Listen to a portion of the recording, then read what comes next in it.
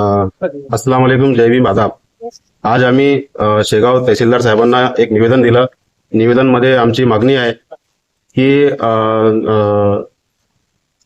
जामनेर तालुका जामनेर या छोट्याशा बेटावत गावामध्ये सुलेमान नामक एक युवकाची 20 वर्षाचा एक युवक आहे.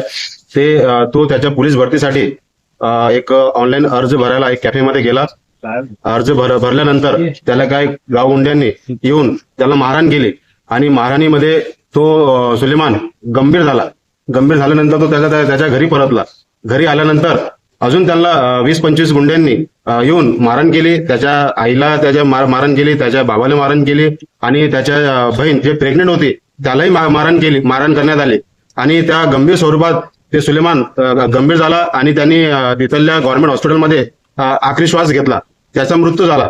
आज आम्ही वंचित बहुजन आघाडी शेगाव शहरच्या वतीने व सर्व मुस्लिम बांधव